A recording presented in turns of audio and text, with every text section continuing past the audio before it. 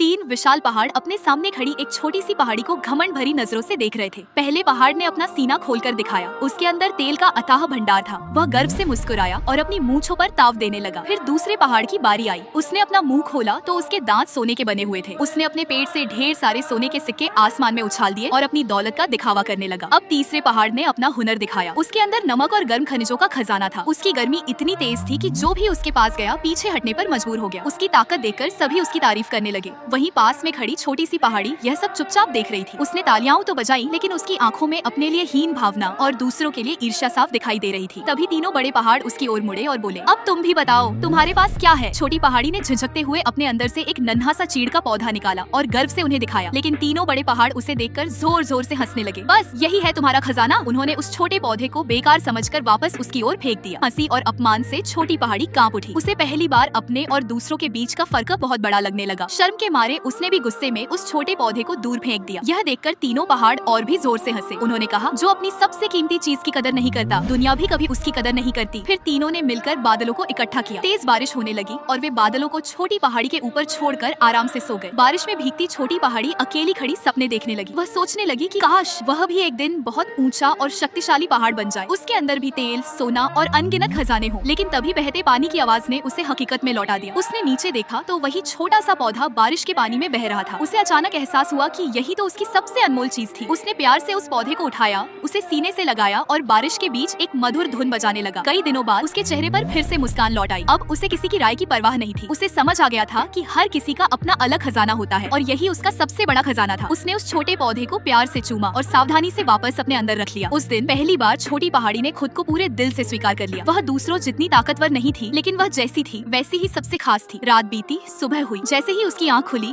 उसने सबसे पहले अपने उस प्यारे पौधे को देखने की कोशिश की। लेकिन रात भर की बारिश से कुछ अनोखा हो चुका था। वह छोटा सा पौधा अब जड़ पकड़ चुका था। तीनों बड़े पहाड़ फिर उसका मजाक उड़ाने लगे। लेकिन अगले ही पल ऐसा चमत्कार हुआ जिसकी किसी ने कल्पना भी नहीं की थी। पेड़ से अनगिनत चीड़ के बीज हवा में उड़ने लगे और देखते ही देखते पूरे इलाके में हरियाली फैल गई। वह छोटा पौधा अब एक विशाल पेड़ बन चुका था। धीरे धीरे वह पेड़ इतना ऊंचा हो गया कि छोटी पहाड़ी की पहचान ही बदल गई। अब वही छोटी पहाड़ी सबसे ऊंची दिखाई देने लगी और जो तीन बड़े पहाड़ कभी अपने घमंड में डूबे रहते थे, वे अब उस विशाल पेड़ के नीचे पड़े छोटे छोटे पत्थरों जैसे लग रहे थे। इसीलिए कभी भी खुद को साधारण समझकर मत छोड़ो। एक दिन तुम्हारी सबसे साधारण लगने वाली खूबी ही तुम्हें सबसे ऊंची मंजिल तक पहुंचा सकती है।